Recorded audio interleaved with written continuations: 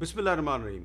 अस्सलाम वालेकुम। Capital talk में खुश आमदीद। वज़ीर-ए-आज़म इमरान खान साहब कहते हैं कि डेमोक्रेसी तो मैं हूँ, और उनके एक साथी वज़ीर शेख रशीद साहब कहते हैं कि डेमोक्रेसी तो फ़ौज है। तो दोनों की राय में काफ़ी फ़र्क नज़र आता है, और आप जानते हैं कि ये फ़र्क तो हमेशा से था इमरान खान साहब और शेख रशीद साहब की राय में, लेकिन आज दोनों एक ही हुकूमत का हिस्सा हैं। तो आज हमने कुछ अहम मामलात पे बात करनी है। वज़ीर-ए-आज़म के मुआविन ख़ुसूसी आसिम सलीम बाजवा साहब ने अपने मुआविन ख़ुसूसी के ओहदे से इस्तीफ़ा दे दिया है। पहले भी उन्होंने इस्तीफ़ा दिया था, पहले वज़ीर-ए-आज़म ने ये इस्तीफ़ा कबूल नहीं किया, तो अब इस्तीफ़ा क्यों कबूल कर लिया है। और ये भी कहा जा रहा है कि अपोजिशन के जलसे जो हैं इनसे कोरोना फैल सकता है। तो इन सब मामलात पे हमने बात करनी है। आज हम बात करेंगे वफाकी वज़ीर जनाब असद उमर साहब से और अपोजिशन के रहनुमा जनाब अय्याज सादिक साहब से, जो कि साबिक स्पीकर हैं कौमी असम्बली के। लेकिन आज गुफ्तगू के आगाज़ में हम 12 अक्टूबर का जिक्र भी करेंगे। आप जानते हैं कि 12 अक्टूबर 1999 को पाकिस्तान की तारीख की आखिरी फ़ौजी बगावत हुई थी। पहली फ़ौजी बगावत भी अक्टूबर 1958 में हुई थी, 7 अक्टूबर 1958 को, और आखिरी फ़ौजी बगावत भी अक्टूबर 1999 में हुई। तो जो अक्टूबर 1999 की फ़ौजी बगावत है, ये इस लिहाज से बहुत अहम है कि ये बगावत नवाज़ शरीफ साहब की हुकूमत के ख़िलाफ़ हुई थी, और नवाज़ शरीफ साहब आज भी पाकिस्तान की सियासत में बड़े अहम हैं। उनको नाअहल करार दे दिया गया, लेकिन वो आज भी बहुत अहम है। तो 12 अक्टूबर को जब फ़ौजी बगावत हुई थी तो जनरल परवेज़ मुशर्रफ ने क्या कहा था, ज़रा सुनिए।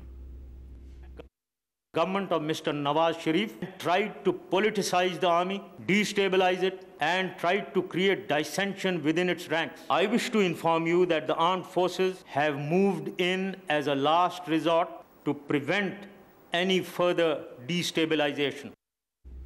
तो परवेज़ मुशर्रफ साहब ने जब पाकिस्तान में फ़ौजी बगावत का ऐलान किया, तो उस वक्त जो अपोजिशन लीडर थी मोहतरमा बेनज़ीर भुट्टो, वो पाकिस्तान से बाहर थी। उन पर नवाज़ शरीफ साहब की हुकूमत ने बहुत से मुकदमे दायर किए हुए थे। तो मोहतरमा बेनज़ीर भुट्टो ने इंटरनेशनल मीडिया को क्या कहा, ज़रा सुनिए। I would like to urge the Western community, stay away from Nawaz Sharif. He's not liked by the Pakistani people. You support democracy. So talk to the military on what they're going to do about democracy. Benazir Bhutto ने 12 अक्टूबर 1999 की जो फ़ौजी बगावत है इसकी मज़म्मत नहीं की थी, बल्कि इसको सपोर्ट किया था। लेकिन बाद में फिर यही मोहतरमा बेनज़ीर भुट्टो और नवाज़ शरीफ थे जो 2006 में लंदन में इकट्ठे हुए और इन्होंने चार्टर ऑफ डेमोक्रेसी पे दस्तखत किए। और आज एक दफ़ा फिर नवाज़ शरीफ साहब और मोहतरमा बेनज़ीर भुट्टो की पार्टी जो है वो पाकिस्तान डेमोक्रेटिक मूवमेंट का हिस्सा है। अब पाकिस्तान डेमोक्रेटिक मूवमेंट जो है उसने हुकूमत के ख़िलाफ़ एक तहरीक चलाने का ऐलान कर दिया है, और इमरान खान साहब की जो हुकूमत के वज़ीर हैं वो इनसे कह रहे हैं कि आप जलसे मुलतवी कर दें, वरना कोरोना फैल जाएगा। लेकिन अभी चंद दिन पहले रावलपिंडी के लियाकत बाग में पाकिस्तान तहरीक इंसाफ शुमाली पंजाब के नए ओहदेदारों की जो तकरीब हल्फ़े वफ़ादारी हुई, उसमें क्या हुआ, एक रिपोर्ट में देखिए। वज़ीर-ए-आज़म इमरान खान खुद को जमहूरियत का दाई करार देते हैं, लेकिन वो अपनी पार्टी में ही जमहूरियत ना ला सके। PTI आइन के तहत तहरीक इंसाफ शुमाली पंजाब रीजन की तंजीम साजी के लिए इंतखाबात की बजाय कारकुनों की सिलेक्शन हुई। लियाकत बाग रावलपिंडी में हलफ बर्दारी तकरीब जलसा गाह की शक्ल इख्तियार कर गई। हजारों के इस मजमे में कोरोना SOPs की धज्जियां बिखेर दी गईं। समाजी फासला नजरअंदाज, हाथ मिलाने और गले लगाने से भी गुरेज न किया गया। मास्क कहीं कहीं देखने को मिले। बद इंतजामी की रिवायत भी न टूटी। 10,000 डॉक्टर यास्मीन ने मास्क भिजवाए थे, वो 10,000 मास्क हमने यहाँ तकसीम किए हैं। इस सब के बावजूद भी हुकूमती वुज़रा अपोजिशन को कोरोना के खतरात से डराते हुए जलसे जुलूस मौखर करने का मशवरा देते हैं। अपोजिशन को कहना चाहता हूँ, क्रैक डाउन हो सकते हैं, कोरोना फैल सकता है, दहशतगर्दी के वाक़यात हो सकते हैं। 3 महीने के लिए कम से कम अपनी जो सियासी एक्टिविटीज़ हैं आप उनको मुअत्तल कर दें।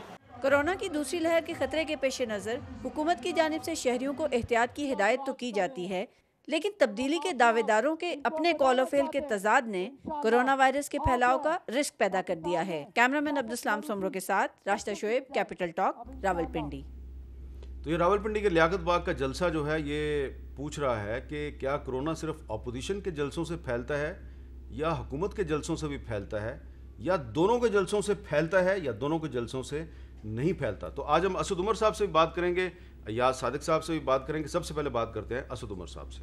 اسد عمر صاحب بہت شکریہ آپ نے وقت دیا. سب سے پہلے یہ بتائیے کہ آپ کے کچھ ساتھی وزراء جو ہیں وہ اپوزیشن کو یہ مشورے دے رہے ہیں کہ وہ اپنے جلسے جو ہیں ان کو ملتوی کر دیں کیونکہ ملک میں کرونا کی دوسری لہر آ گئی ہے.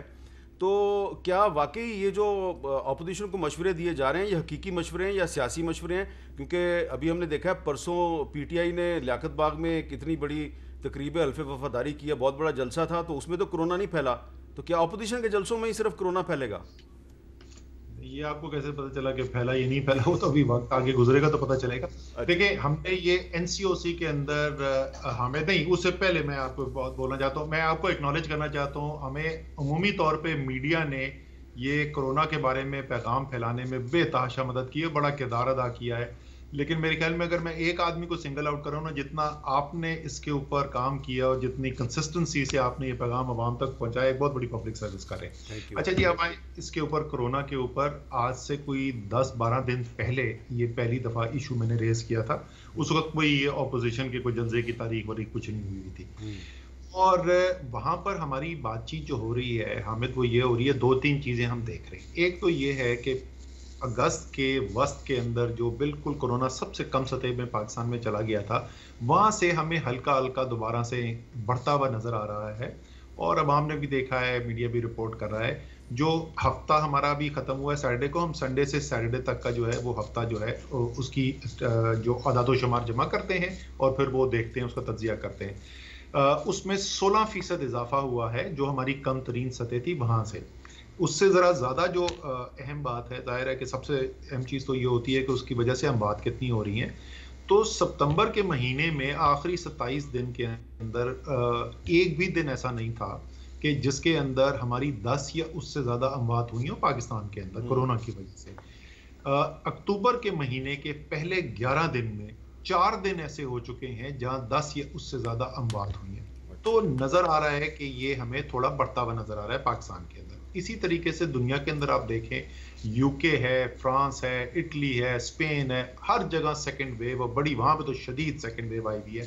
اچھا وہ ممالک جو ہیں وہاں پہ سردی ہم سے ذرا پہلے شروع ہوتی ہے, تو ابھی یہ ہمیں سائنٹیفک ایویڈنس نہیں ہے, لیکن ایک وجہ یہ ہو سکتی ہے, جیسے پہلے بھی اس کے بارے میں قیاس آرائی کی جا رہی تھی کہ شاید سردیوں کے اندر اضافہ ہو, وہاں پر تو کم سے کم ہوتا ہوا نظر آ رہا ہے. ہمارے جو ارد گرد ہیں, ایران ہے, انڈیا, اس کی کہانی سب کو پتا ہے کہ کتنے برے حالات ہیں. کل 250 سے زیادہ اموات ہوئی ہیں ایران کے اندر. تو ہمیں ایک خدشہ ہے اور ہمیں کنٹرول کرنے کی ضرورت. دوسری چیز کیا ہے کہ ہمارا نصب العین کیا ہے, ہم کیا کرنا چاہتے ہیں. یہ کرونا سے ساری جو پاکستان کی پالیسیاں بناتے ہیں اس میں 2 چیزیں ہمارا ہدف رہی ہیں جی, لوگوں کی صحت کا اور جان کا خیال کرنا اور لوگوں کے روزگار کو بچا کے رکھنا.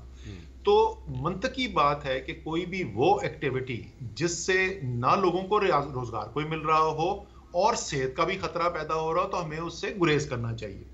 آج یہ این سی سی کے اندر بھی ڈسکس ہوا. اب آ جاتی ہے سیاست. میں اگر صرف این سی سی کے چیئرمین, این سی او سی کے چیئرمین کے طور پر اگر سوچوں نا اور فیصلہ کروں, تو میں تو اس وقت سارے سیاسی جلسوں میں پابندی لگا دوں بشمول جو لیاقت باغ کے اندر ہوا تھا. لیکن ایک سیاسی گورنمنٹ ہے, ایک جمہوری نظام ہے, ہم یہ بھی نہیں کہنا چاہتے کہ لوگوں کو یہ نظر آئے کہ کوئی جی وہ ہو جی یہ تو دوسروں کے جلسے بند کرانے کے لیے کر رہے ہیں. اس لیے حتمی فیصلہ آج این سی سی نے نہیں کیا. لیکن درخواست ہماری, میری کم سے کم این سی او سی کے چیئرمین ہوتے ہوئے تمام پاکستان کی پولیٹیکل لیڈرشپ سے درخواست یہ ہے کہ اس کے اوپر نظر ثانی کریں, چاہے وہ پی ٹی آئی ہو, پی ایم ایل این ہو, پیپلز پارٹی ہو. اور ایسا کام ہم کیوں کرنے جا رہے ہیں جس سے لوگوں کی صحت کو بھی خطرہ ہو اور اس سے کوئی لوگوں کو روزگار بھی نہ ملتا ہو, یہ صورتحال. اچھا اب یہ بتائیں کہ یہ جو آپ اپیل کر رہے ہیں ان سے, تو اگر وہ آپ کی بات نہیں مانتے تو کوئی ان کو آپ مشورہ دیں گے کہ آپ کی اپیل نہ ماننے کے باوجود اگر انہوں نے جلسے کرنے ہیں تو اس میں احتیاطی تدابیر کیا کرنی چاہیے؟ سر کل جو ہم نے پہلے بھی احتیاطی آج 2 آپشنز رکھے تھے. ایک تو یہ تھا کہ جی دنیا کے اندر تو یہ جو میں نے یورپین ممالک کا نام دیا, اس میں جو باہر جو لوگ جمع ہوتے ہیں اس میں کہیں کسی ملک کے اندر سب سے زیادہ تعداد جو الاؤڈ ہے وہ کوئی 10 ہے, کہیں 30 ہے, کہیں 50 ہے. آپ کو پتا ہے کہ اس وقت تمام یورپین فٹ بال میچز جو ہیں وہ بغیر کراؤڈ کے ہو رہے ہیں. یو ایس اوپن ٹینس ہوئی بغیر کراؤڈ کے ہوئی. تو ہم نے دوسری تجویز یہ رکھی تھی کہ بڑی ایک محدود اٹینڈنس ہو. تو کل این سی او سی میں, آج جو این سی سی میں ڈسکشن ہوا ہے, کل دوبارہ سے ایجنڈا پہ ہے اور کوئی صوبوں کے ساتھ مل کے کوئی کوشش کریں گے. ظاہر ہے دو چیزیں جو سب سے اہم اس کے اندر ہوں گی، فاصلہ کتنا ہوگا لوگوں کے درمیان. آپ کھڑے ہو کے لوگوں کو اگر کریں گے تو کنٹرول نہیں کر سکتے ہیں، تو کوئی کرسیاں لگا دیں، کرسیاں فاصلے سے لگائیں، اس سے کچھ احتیاط ہو سکتی ہے. دوسرا یہ ہے کہ مجموعی تعداد پہ کوئی ایگریمنٹ ہو جائے گا، اچھا جی کتنے لوگ ہم یہاں پہ کسی بھی جلسے کے اندر لانا چاہتے ہیں، اس تعداد کے اوپر کچھ ایگریمنٹ ہو جائے. اور تیسرا جو ہے ظاہر ہے ماسک پہننا جو ہے وہ انتہائی اہم چیز ہے. اس قسم کی چیزیں ہیں جس کے اوپر بات چیت ہوگی. اچھا اسد عمر صاحب، آپ وزیر منصوبہ بندی بھی ہیں، تو اپوزیشن کے جو جلسے ہیں اس میں اپوزیشن کے بہت سے رہنما جو ہیں وہ تو یقیناً اس لیے بہت زیادہ انٹرسٹڈ ہیں جلسے جلوس کرنے میں کہ ان کے خلاف مقدمات بھی ہیں، وہ سمجھتے ہیں ان کو وکٹمائز کیا جا رہا ہے، لیکن لوگ مہنگائی سے بڑے تنگ ہیں. اب آپ کی حکومت کہہ رہی ہے ہم ٹائیگر فورس کے ذریعے مہنگائی پہ قابو پائیں گے، تو آپ کا کیا خیال ہے کہ ٹائیگر فورس مہنگائی پہ قابو پا سکتی ہے یا ریاستی اداروں نے مہنگائی پہ قابو پانا ہے؟ ذمہ داری کس کی ہے؟ نہیں، وہ تو ظاہر ہے اس میں تو کوئی شک ہی نہیں کہ ریاستی اداروں نے کرنا ہے یا حکومتوں نے کرنا ہے. وہ تو وزیر اعظم کہہ رہے ہیں کہ ان کی مدد بھی حاصل کی جائے گی. وہ بنیادی طور پہ یہ ہے کہ وہاں سے رپورٹس آئیں، گراؤنڈ سے لوگ چیک ہو، وہ اس سینس میں بات کریں. لیکن پرائم منسٹر نے آج بھی میٹنگ کی ہے، ابھی ہماری ان کے ساتھ شام کو میٹنگ ہوئی تھی، وہ کل بھی میٹنگ کرنے کے لیے جا رہے ہیں اور کل تو کوئی فیصلے بھی وہ اناؤنس بھی کریں گے. تو بالکل حکومتوں کی ذمہ داری ہوتی ہے اور حکومت ہی ذمہ داری کو پورا کرے گی. اچھا، ایک اور بھی آج بڑی اہم ڈیولپمنٹ ہوئی ہے، جو وزیر اعظم کے معاون خصوصی برائے اطلاعات ہیں عاصم سلیم باجوہ صاحب، انہوں نے اپنا عہدہ چھوڑ دیا ہے، یعنی کہ معاون خصوصی کا عہدہ چھوڑ دیا ہے، اور انہوں نے جو چیئرمین سی پیک اتھارٹی کا عہدہ ہے وہ نہیں چھوڑا. تو آپ کو کیا لگتا ہے کہ انہوں نے ایک عہدہ چھوڑا ایک نہیں چھوڑا، تو اس سے ایک کنفیوژن نہیں پیدا ہو گئی؟ فیصلہ تو خیر سر انہوں نے خود کیا ہے، لیکن میرے خیال میں دونوں عہدوں کے اندر ایک فرق ہے. جو ایس اے پی ایم کا عہدہ ہے وہ کیبنٹ میٹنگ کے اندر بھی بیٹھتے ہیں، اور آپ یہ کہہ سکتے ہیں کہ وہ ایک سیاسی عہدہ ہے. اور کیونکہ ایک بڑی کنٹروورسی کھڑی ہوئی تھی، بہت ٹیلی ویژن چینل جو ہیں ان پہ بھی پروگرامز ہو رہے تھے، تو انہوں نے اپنے آپ کو اس سے الگ کر دیا ہے تاکہ ایک حکومت کے اوپر بھی جو تنقید آ رہی تھی. جو سی پیک اتھارٹی کی جاب ہے وہ ظاہر ہے کہ ایک ایڈمنسٹریٹو جاب ہے، وہ ٹیکنیکل جاب ہے، وہ ایک سیاسی نوعیت کی جاب نہیں ہے. تو یہ دونوں کے اندر میں ایسے تفریق کروں گا. اچھا، آپ کو یہ نہیں لگتا کہ جو پچھلے دنوں کچھ نواز شریف صاحب کی جو تقاریر ہیں اس میں ان کا بار بار ذکر آ رہا تھا عاصم سلیم باجوہ صاحب کا، تو دراصل نواز شریف صاحب کی تقریر نے کام دکھایا ہے؟ نہیں، وہ صرف نواز شریف صاحب کی تقریر نہیں تھی. نواز شریف صاحب تو تقریروں میں آج کل بہت کچھ کہہ رہے ہیں، لیکن اس کے علاوہ بھی میرے خیال میں آپ ہی کے چینل نے جو ہے انہوں نے بھی کافی پروگرام وغیرہ کیے تھے. تو یہ ظاہر ہے میں ان کے ذہن میں تو نہیں جا سکتا، لیکن میں صرف وہ بتا رہا ہوں کہ میرے خیال میں جس کی وجہ سے عاصم باجوہ صاحب نے یہ فیصلہ کیا کہ کم سے کم وہ ایک جو سیاسی عہدہ ہے اس سے وہ الگ ہو جائیں اور اپنی ٹیکنوکریٹک نوکری وہ کریں، تاکہ حکومت جو ہے ان کے اوپر جو ایک اپوزیشن کا اٹیک آیا ہوا ہے اس کی وجہ سے حکومت کو کوئی سیاسی نقصان نہ ہو. لیکن اپوزیشن تو یہ بھی کہتی ہے نا کہ دیکھیں یہ چیئرمین سی پیک اتھارٹی ہے، اور سی پیک جو ہے وہ اس کا تعلق چائنا سے ہے، لیکن ان پر یہ الزام ہے کہ ان کے سارے جو ایسٹس ہیں وہ امریکہ میں ہے، تو یہ بہت بڑی کنٹرڈکشن ہے. چائنا والے تو میں تو آپ کو بتا سکتا ہوں کہ ایمبیسڈر صاحب جن کے ساتھ وہ چلے گئے ہیں پاکستان سے، ان کے ساتھ جو میں براہ راست ڈیل کرتا رہا ہوں، تو وہ تو بڑے خوش تھے کہ جس طریقے سے جنرل عاصم باجوہ کے آنے کے بعد، اور آپ نے دیکھا بھی ہے کہ سی پیک کے پروجیکٹس کو فائنلائزیشن سٹیج میں لے جانے میں انہوں نے بڑا کردار ادا کیا ہے. تو جنرل عاصم باجوہ کی وجہ سے تو سی پیک کے اندر اور تیزی آئی ہے، متحرک ہوا ہے. اس سے سی پیک کا کوئی نقصان نہ میرے خیال میں کوئی ہوا ہے، نہ چائنا کی حکومت کے نظر میں کوئی ہوا ہے، بلکہ فائدہ ہی ہوا ہے. اچھا، اور آپ کو بھی کوئی پرابلم نہیں ہے اگر چیئرمین سی پیک اتھارٹی کی حیثیت میں وہ کام کرتے رہتے ہیں، تو آپ کو as a minister for planning and development آپ کو کوئی پرابلم نہیں ہے؟ نہیں جب مجھے پرابلم نہیں، میرا تو بڑا فائدہ ہے. مجھے تو بڑی میرے کام کے اندر معاونت ہوتی ہے ایک سینئر آدمی، کیونکہ یہ دیکھیں یہ کام جو ہے پہلے سینئر شخص کون کرتا تھا. سیکٹری پلاننگ جو ہے وہ سینئر موسٹ ہوتے ہیں، لیکن سیکٹری پلاننگ کے پاس صرف سی پیک کی ذمہ داری تو نہیں ہے. سیکٹری پلاننگ کے پاس تو پورا مینڈیٹ جو پلاننگ اینڈ ڈیولپمنٹ کا ہے وہ ہے. اس کے علاوہ میرے ساتھ وہ ایک اسپیشل انیشیٹو والا بھی کام آ گیا، تو اور بھی ایک پلاننگ ڈویژن کے اوپر ذمہ داری ہوتی ہے. تو اور اس کے بعد جو ڈیڈیکیٹڈ افسر تھا وہ ایک نسبتاً جونیئر افسر ہے جو ڈیڈیکیٹڈ تھا سی پیک کے لیے. اب جو ہے ایک سینئر لیول کا آدمی، ایک ایکسپیرینسڈ آدمی جو ہے اس کی فل ٹائم رسپانسبلٹی ہے، اور اس کی بھی ایک فل ٹائم ٹیم بھی ساتھ اس کے بن رہی ہے. تو اس سے تو میری معاونت ہو رہی ہے کہ سی پیک کا جو کام ہے اس کے اندر زیادہ متحرک طریقے سے کام کیا جا رہا ہے. اب میں نے آخر میں آپ سے یہ پوچھنا ہے کہ آپ کو کیا لگ رہا ہے کہ آنے والے دنوں میں اپوزیشن جو ہے وہ کورونا کی جو SOPs ہیں اس پہ عمل درآمد نہیں کرتی، یقیناً آپ کہیں گے وائلیٹ کر رہی ہے. گجرانوالہ میں جلسہ کرتے ہیں، کراچی میں جلسہ کرتے ہیں، اس کے بعد پھر انہوں نے اور بھی جگہوں پہ جلسے کرنے ہیں، اور پھر وہ اسلام آباد کی طرف وہ لانگ مارچ شروع کر دیتے ہیں. تو کیا آپ ان کو کس طرح روکنے کی کوشش کریں گے یا نہیں کریں گے؟ کیونکہ وہ تو آپ کے نقشے قدم پہ چل رہے ہیں. نہیں، وہ بالکل ہمارے ضرور نقشے قدم پہ چلیں. جس دن وہ عمران خان جیسے جلسے کر کے دکھائیں گے پھر ہم ان کو مانیں گے کہ واقعی میں ان جلسوں سے ان کو کوئی سیاسی فائدہ ہو رہا ہے. کیونکہ میں تو سیاسی طور پہ تو میں ہنستا ہوں کہ یار وہ عمران خان کی پچ پہ آ گئے. اگر جلسہ ہی کھیلنا ہے نا حامد میر، وہ آپ کو بھی پتا ہے اور سارے پاکستان کو پتا ہے کہ جس سائز کے جلسے عمران خان کرتا ہے وہ پاکستان میں اور کوئی بھی نہیں کر سکتا. تو سیاسی طور پہ تو میرے لیے بہت اچھا ہے، اور جلسے کرے جتنے، نہ حکومت کو کوئی اثر ہونا ہے نہ کوئی فرق پڑنا ہے ہمیں. لیکن میں جو اپنی NCOC والی ہیٹ پہنتا ہوں تو پھر مجھے ضرور فکر ہوتی ہے، اور اس کے وجہ سے ایک اور مسئلہ کھڑا ہونا ہے کہ جب انہوں نے جلسے کرنے تو پھر پریشر آنا ہے ہمارے اوپر بھی جلسے کرنے کا. سو میرے خیال کے اندر ساری قومی لیڈرشپ کو سٹیپ بیک کرنا چاہیے. دیکھیں، آپ اگر سمجھ رہے ہیں کہ پاور شو کرنے سے آپ حکومت کو گرا دیں گے، یہ نہیں ہونے والا. یہ مجھے بھی پتا ہے، یہ پولیٹیکل اپوزیشن کو بھی پتا ہے. سو اگر آپ اس سے صرف ڈیسٹیبلائزیشن کریٹ کرنا چاہتے ہیں وہ اور بات ہے، ورنہ اگر آپ صرف سیاسی ہدف حاصل کرنا چاہتے ہیں نا تو آپ کو مجمع اکٹھا کرنے کی ضرورت نہیں ہے. آج کی دنیا کے اندر آپ حامد میر کے شو پہ بیٹھ کے بہت بڑی سیاسی تحریک چلا سکتے ہیں، اس کے لیے گراؤنڈ بھرنے کی ضرورت نہیں ہے.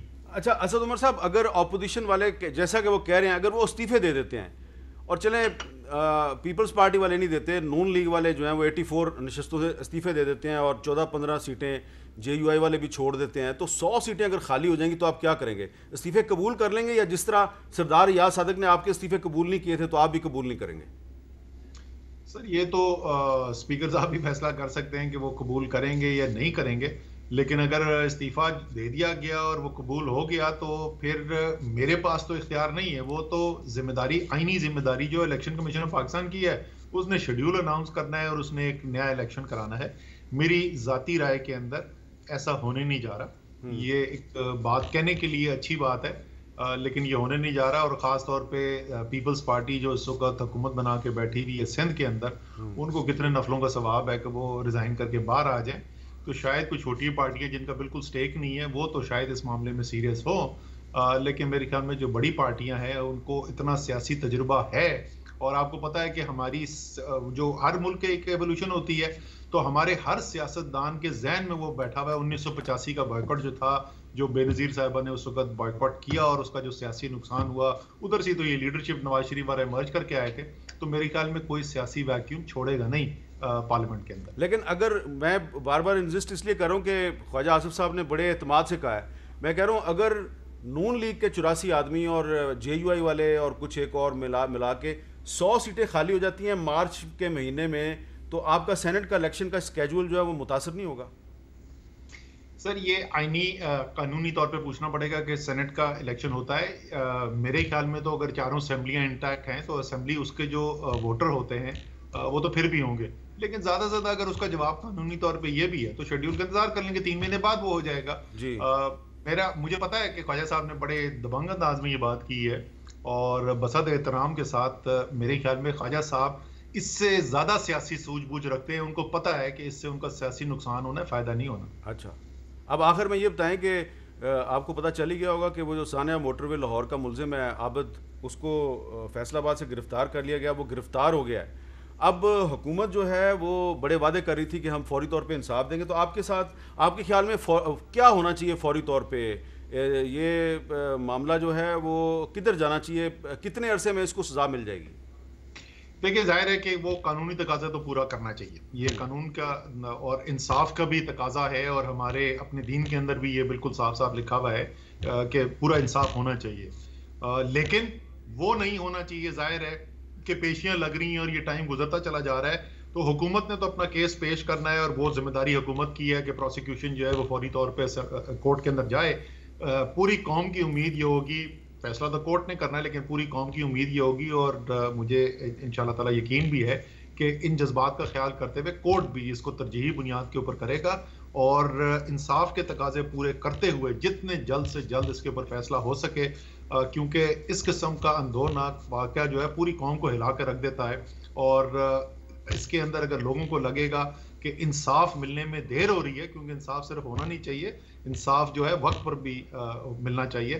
تو انشاءاللہ تعالی حکومت تو کرے گی اپنا کام، لیکن کورٹ بھی اپنے کام کریں گے، اور انشاءاللہ جلد یہ آدمی جو ہے جو وہ ڈیزرو کرتا ہے، جو اس کے ساتھ ہونا چاہیے، وہ قانون اس کے ساتھ کرے گا.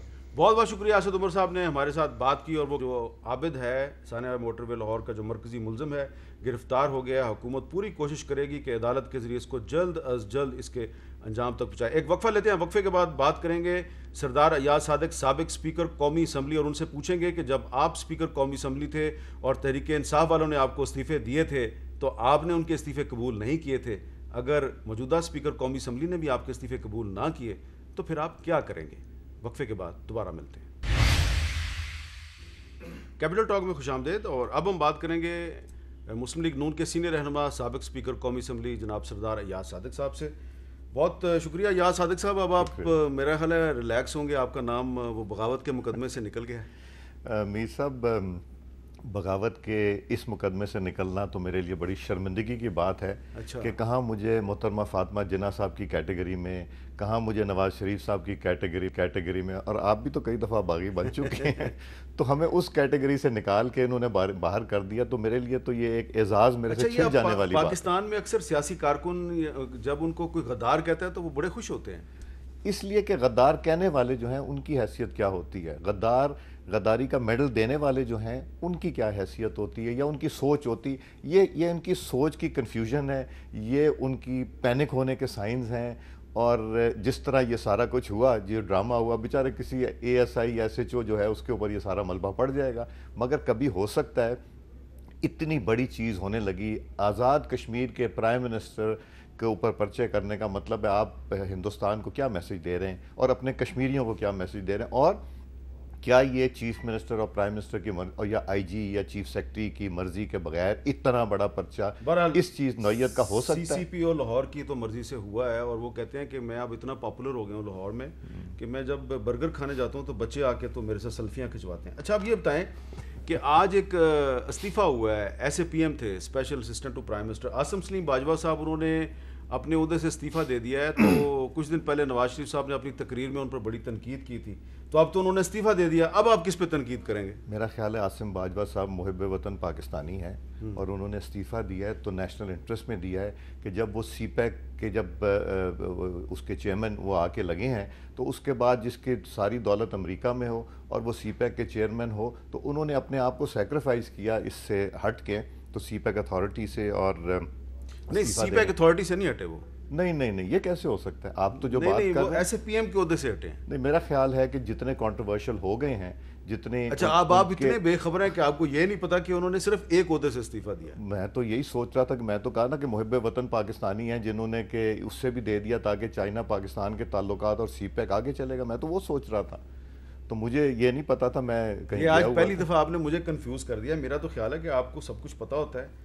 نہیں میں تو یہ سوچ رہا تھا کہ انہوں نے بڑے پن کا اظہار کیا اور انہوں نے پاکستان کو مشکل سے نکال دیا ہے، بیکاز چائنا جو سوچ رہا ہوگا میں تو اس طرف سوچ رہا ہوں. آپ تو بڑے سیریس آدمی ہیں، کیا کر رہے ہیں آپ میرے سے؟ میں تو سیریس بات کر رہا ہوں آپ سے. نہیں صاحب آپ بھی ہنس رہے ہیں. چلیں میں آپ سے یہ پوچھنا چاہتا ہوں کہ کچھ حکومتی وزراء یہ کہہ رہے ہیں کہ اپوزیشن کے جلسوں سے کرونا پھیلے گا، خاص طور پہ اس پہ شیخ رشید صاحب بڑے پریشان ہیں.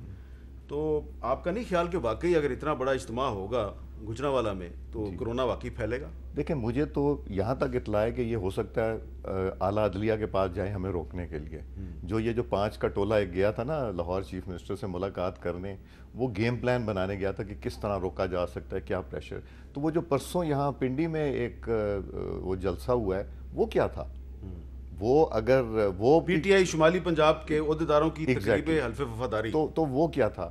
مگر میرا یہ خیال ہے کہ یہ سارے حربے جو ہیں یہ اب پیچھے رہ گئے. اب لوگ کرونا یا نہ کرونا ہو انشاءاللہ جانے کو تیار ہیں.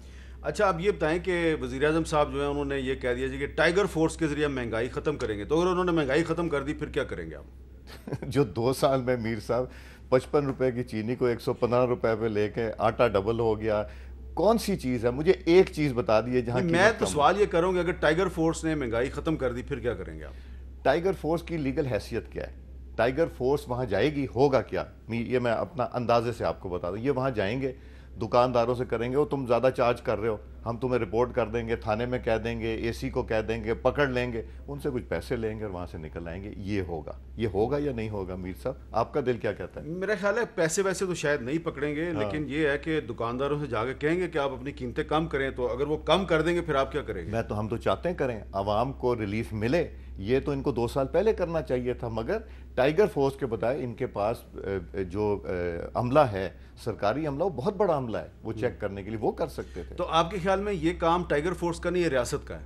یہ ہے تو ریاست کا. ٹائیگر فورس تو ایک جماعت کی فورس ہے نا جی, وہ اس کے پاس لیگل تو حیثیت کوئی نہیں ہے. اگر یہ ان کو استعمال کرتے تو کر سکتے تھے, اگر نیت ہوتی کرنے کی تو کر سکتے تھے, مگر چونکہ ان کو نہ طریقہ آتا ہے نہ سلیقہ آتا ہے, تو اس لیے وہ کام کر رہے ہیں, ایسے نئے کام کر رہے ہیں جس میں کہ سارا ملک جو ہے حیران ہوتا ہے. اب یہ بتائیں کہ اپوزیشن کے استعفوں کے مسئلے پہ بڑی بحث ہو رہی ہے, تو مسلم لیگ نون نے تو اعلان کر دیا ہے, خواجہ آصف صاحب نے اعلان کر دیا کہ ہم تو جب نواز شریف صاحب کہیں گے ہم استعفے دے دیں گے. باقی پارٹیاں بھی آپ کے ساتھ اتفاق کرتی ہیں اس معاملے پہ؟ دیکھیں, ہم being very frank with you, Peoples Party کا ویو تھوڑا سا اور تھا, مگر اس کے علاوہ ساری جماعتیں جو ہیں اکٹھی ہیں. مگر جب وقت آئے گا اور ایسی سچویشن کریٹ ہوئی تو مجھے یقین ہے کہ پوری پی ڈی ایم جو ہے اکٹھی کھڑی ہوگی, یہ علیحدہ نہیں ہوگی یا اس کی علیحدہ سوچ نہیں ہوگی. اس چیز کا مجھے یقین ہے, چونکہ میں ریبر کمیٹی کی اور پی ڈی ایم کی جتنی میٹنگز ہیں وہ اٹینڈ کرتا رہا جب تک وہ ایک نیا اس کو شیپ نہیں دیا گیا. اچھا, آپ کو یاد ہے نا جب آپ اسپیکر قومی اسمبلی تھے تو تحریک انصاف والوں نے استعفے دے دیے تھے اور آپ نے وہ استعفے قبول نہیں کیے تھے؟ جی بالکل. تو اگر یہ حکومت بھی استعفے قبول نہیں کرتی تو پھر آپ کیا کریں گے؟ دیکھیں, اس میں کچھ کنڈیشنز لیٹ ڈاؤن ہیں میر صاحب. وہ کنڈیشنز یہ ہیں کہ جو سپریم کورٹ آف پاکستان نے اپنی ویریس ڈیسیجن میں دیا ہے, جس میں انہوں نے کہا ہے کہ کنڈیشنز کیا لیٹ ڈاؤن ہیں. وہ میں نے کنڈیشن دیکھی, وہ میٹ نہیں کرتی تھی. اب میرے پاس طریقہ کیا تھا, میں نے ان کو نوٹس دیے اور ان کو 15 منٹ کے وقفے پہ بلایا. یہ سارے ممبرز آ کے بیٹھ گئے اسپیکرز لاؤنج میں اور کہنے لگے اسپیکر صاحب کو بلاؤ. اب ایک طرف میرے سیکٹری بیٹھے ہیں, ایک طرف اسپیشل سیکٹری بیٹھے ہیں, ہر ممبر کی فائل رکھی ہوئی, جو ممبر آئے گا اس سے کچھ سوالات کرنے تھے, کر کے ان کا استعفیٰ ایکسیپٹ کرنا تھا. جاوید عباسی صاحب ہمارے جو ڈپٹی اسپیکر صاحب ہیں, میں نے ان سے کہا کہ یار ان سے کو آئیں, وہ نہیں آئے. پھر میں نے ان کو بھوجا, میں نے کہا یار کان میں پوچھو, ایک سینئر وزیر کے کان میں پوچھو دینے بھی آئے یا نہیں. اس نے کہا نہیں دیں. تو میں کہا یار بیٹھو. نہیں, یہ آپ کا تو کام نہیں تھا کہ آپ اس کے کان میں پوچھیں. اگر انہوں نے استعفیٰ دے دیا ہے, اف دے ٹینڈرڈ ریزگنیشن, آپ کو ایکسیپٹ کرنی چاہیے تھی. یہ آپ کی کانسٹیٹیوشنل ذمہ داری تھی. وہ مجھے ایکسیپٹ کرنی چاہیے تھی اگر وہ کنڈیشنز جو ہیں وہ فلفل کرتے. اب میں آپ کو اگزامپل دے دیتا ہوں. یہ لوگ ہاؤس میں آئے, آنے کے بعد انہوں نے تقریر کی, مخدوم صاحب جانے لگے. میں نے کہا مخدوم صاحب استعفے پڑے ہوئے ہیں, آپ کے مہربانی کر کے واپس آئیں, اس کی ریکارڈنگز ہیں میرے پاس. اور میں نے کہا, انہوں نے پیچھے مڑ کے نہیں دیکھا اور یہ نکل گئے. مگر ایک بہادر آدمی تھا جس نے استعفیٰ دیا. اس نے قومی اسمبلی میں کھڑے ہو کے تقریر کی اور کہا کہ اسپیکر صاحب میرا استعفیٰ ایکسیپٹ کریں, بیکاز میں دل سے یہ استعفیٰ دے رہا ہوں. اور میں دفتر میں آیا اور پہلا میں نے کام کیا ان کا استعفیٰ ایکسیپٹ. ایک بہادر آدمی, جاوید ہاشمی. ایک بریک لیتے ہیں, بریک کے بعد سردار ریاض صادق صاحب سے گفتگو جاری رکھتے ہیں. کیپٹل ٹاک میں دوبارہ خوش آمدید. سردار ریاض صادق صاحب, سابق اسپیکر قومی اسمبلی, ان سے بات چیت کریں. ریاض صادق صاحب, جو وقفے سے پہلے ہم بات کر رہے تھے وہی میں چاہ رہا ہوں ذرا اس کو کلیئر کر دیں. اگر اس قومی اسمبلی کے اسپیکر اسد قیصر صاحب وہی کرتے ہیں جو آپ نے بطور اسپیکر قومی اسمبلی کیا اور آپ استعفے دیتے ہیں اور وہ قبول نہیں کرتے, پھر کیا کریں گے آپ؟ تو پھر ہم قومی اسمبلی میں کھڑے ہو کے ایک ممبر کھڑا ہوگا اور وہ کہے گا اسپیکر صاحب میں نے استعفیٰ آپ کو دیا ہوا ہے, میں علیحدگی میں بھی آنے کو تیار ہوں, سب کے سامنے بھی بات کر رہا ہوں, میرا استعفیٰ ایکسیپٹ کریں. اچھا, تو اس کے بعد پھر ان پہ ضروری ہو جائے گا کہ وہ جی ان پہ لازم ہو جائے گا اور ایک کہانی ختم ہو جائے گی. یہ کہانی ختم ہو جائے گی. اچھا چلیں دیکھتے ہیں پھر آپ استعفیٰ دیتے ہیں کہ نہیں دیتے اور وہ قبول کرتے ہیں. آپ کو یقین نہیں کہ ہمارے ممبران استعفیٰ دیں گے؟ انشاءاللہ سارے دیں گے. نہیں, مجھے مسلم لیگ نون کے ممبران کا تو یقین ہے, لیکن باقی ذرا, کیونکہ اب میں نے بھی پچھلے 1.5-2 سال میں بڑے بڑے لوگوں کے دعوے سنے ہیں اور پھر وہ دعوے جو ہیں وہ ہوا ہو گئے, حکومت کے بھی اور اپوزیشن کے. اس لیے آپ برا نہ منائیں, مگر کسی کی بات پہ یقین کرتے ہوئے ذرا سوچنا پڑتا ہے تھوڑا سا. مگر میرا خیال ہے سب ڈٹرمنڈ ہے. اچھا, اب سب کی سوچ ایک جیسی ہے, ملتی جلتی سوچ ہے. طریقہ یا موڈس اپرینڈی کیا ہوگا وہ اگر استعفوں کے فوراً بعد حکومت جو ہے وہ تمام خالی نشستوں پہ ضمنی الیکشن کا اعلان کروا دیتی ہے, پھر کیا کریں گے آپ؟ تو ہم تو استعفوں کے بعد سڑکوں پہ ہوں گے. اچھا جی, ہم گھر تو نہیں بیٹھیں گے کہ استعفیٰ دے کے اچھا اب گھر جا کے بیٹھ گئے جی آپ الیکشن کرا لیں. میں آپ کو بتاتا ہوں 33 MNA تھے ان کے, ہاشمی صاحب نے ریزائن کر لیا, 32 رہ گئے. 32 میں سے 5 ہاؤس میں آتے تھے, 27 رہ گئے. 27 میں سے 9 نے بیٹھ کے مجھے فون کیا اور یہ کہا کہ جی ہم اکٹھے بیٹھے ہیں, ہم ہاؤس میں آ رہے ہیں, ہم ہاؤس میں آ جائیں. میں نے کہا نہیں, اپنی پارٹی میں پوزیشن نہ کریں, میں نے استعفے نہیں ایکسیپٹ کرے. تو 27 میں سے 9 نکالیں, 18 آ گئے. 18 میں سے 5 خواتین نکال دیں تو رہ گئیں 12-13. پورے پاکستان میں 12 ہونے تھے.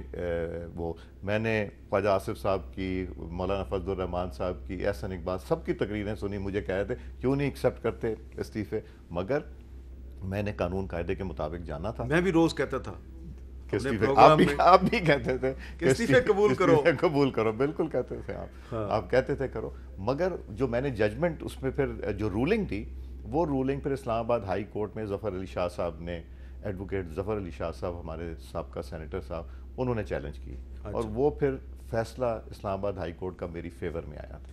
اب یہ بتائیں کہ یہ جو نوبت ہے استعفوں کی, یہ کب آئے گی؟ دسمبر میں آئے گی؟ میرا خیال ہے کہ یہ جلسے جلوس جب شروع ہوں گے اور یہ مومنٹم گین کرے گا, پھر آخری ہوگا لاہور کا جلسہ انشاءاللہ 13 دسمبر کی جو بات ہے. تو 13 دسمبر کے بعد پھر ہوگی مارچ اسلام آباد کی, اور وہ چاروں طرف سے مارچ ہوگی. وہ صرف KPK, پنجاب, بلوچستان نہیں, سارے آزاد اچھا مارچ کر کے جب آپ یہ ادھر ہی آئیں گے نا ہمارے پیچھے؟ جی مارچ کر کے یہ بھی ہے, اور پھر اس کے بعد والی سٹیج جو ہے جی یہیں آپ کے پاس مارچ عمران خان صاحب کریں یا آپ کریں, پھنسنا ہم نہیں ہے, کیونکہ آپ نے ادھر پیچھے ہی آنا ہے. اس کے بعد کیا کریں گے؟ نہیں, مگر اگر چائنیز پریزیڈنٹ نے آنا ہوا جس طرح 2014 میں آنا تھا, تو تب تو ہم اس کو روک دیں گے, ہم اس کو ڈیلے کر دیں گے. آپ بھی روکیں گے؟ ہم تو روکیں گے, چائنیز پریزیڈنٹ آئیں ہم کہیں گے. اچھا, ٹرکش پریزیڈنٹ اگر آئیں گے جوائنٹ سیشن کو خطاب کرنے تو ہم جائیں گے, لیکن میں اب ان کی طرح نہیں کریں گے. میں ایک فارمر اسپیکر نیشنل اسمبلی سے یہ پوچھ رہا ہوں کہ اب آپ بھی وہی کریں گے جو 2014 میں عمران خان نے کیا, اور یہ پیچھے آپ آئیں گے؟ میں مان لیتا ہوں آپ کے ساتھ بہت بڑا مجمع ہوگا, عمران خان صاحب استعفیٰ نہیں دیتے, پھر کیا کریں گے آپ؟ دیکھیں میں میر صاحب آپ کو یہ بتاؤں کہ یہ استعفے دینے والی سچویشن نہیں آئے گی. آپ دیکھیے کہ سچویشن اس وقت آئے گی جب ان کے MNAs ان کو چھوڑ کے ووٹ آف نو کانفیڈنس کی طرف جائیں گے, جب وہ جماعتیں جو ان کے ساتھ الحاق میں ہیں, وہ لوگ جو پریشان ہیں, وہ جب ان کو چھوڑیں گی تو وہ بھی جائیں گے جو کہ ابھی تک جن کو ایک سہارا ملا ہوا ہے. تو وہ وقت یہ تو ہمارے جلسوں سے ہی انشاءاللہ شروع ہو جائے گا.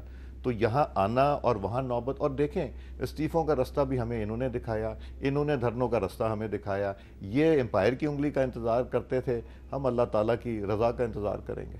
اور آپ کا رابطہ ہے تحریک انصاف کے کچھ MNAs کے ساتھ جن کے بارے میں آپ کہہ رہے ہیں وہ ان کو چھوڑ کے چلے جائیں گے؟ میرا نہیں رابطہ, بٹ ڈسکنٹینٹمنٹ بہت زیادہ ہے. تو ہمارے جو دوست ہیں, آپ نے بھی PTI میں کچھ جلیل شرک پوری ٹائپ لوگوں کو دریافت کیا ہوا ہے؟ نہیں, اس ٹائپ نہیں, اس سے بہت بہتر لوگ ہیں اس کیٹیگری کے. یہ کیا بات ہوئی کہ اگر جلیل شرک پوری جائے اگر تحریک انصاف کی طرف ملاقات کرے عثمان بزدار سے تو بہت برا ہے, لوٹا ہے, اور اگر تحریک انصاف والے آپ کے ساتھ آئیں تو بڑے ہمارے ساتھ نہیں آئیں گے. وہ ووٹ آف نو کانفیڈنس اگر ہم کر رہے ہوں گے تو وہ ساتھ ہمارے ووٹ دے دیں گے, وہ تو اپنی مرضی سے دیں گے, ہم گن پوائنٹ پہ ووٹ نہیں لیں گے. اچھا, مجھے سب سمجھ آ گئی, تھینک یو, بہت بہت شکریہ. سردار ایاز صادق صاحب نے کہا کہ ہم گن پوائنٹ پہ ووٹ نہیں لیں گے, تحریک عدم آئے گی اور تحریک انصاف کے کچھ MNAs جو ہیں وہ ان کے ساتھ مل جائیں گے اور ان کے امیدوار کو ووٹ دیں گے. تو میں یہ کیوں کہہ رہا ہوں, میں آپ کو بتا دوں, ہم جب ہاؤس میں جاتے ہیں ہمیں دوست ملتے ہیں, سب سے ایک اچھا ریلیشن شپ ہے, اتنی ڈسکنٹینٹمنٹ ہے جتنا کہا جائے کم. اس کا مطلب ہے استعفوں کی نوبت تو نہیں آئے گی نا؟ نہیں, وہ تو اگر وہ سٹیج بھی گزر گئی, بیکاز ابھی تو سٹیجز ہیں نا, پہلے یہاں دھرنا, دھرنے کے بعد vote of no confidence, vote of no confidence کے بعد استعفے. بہت بہت شکریہ سردار ایاز صادق صاحب. ناظرین آپ کا بہت بہت شکریہ, اجازت دیجیے, اللہ حافظ.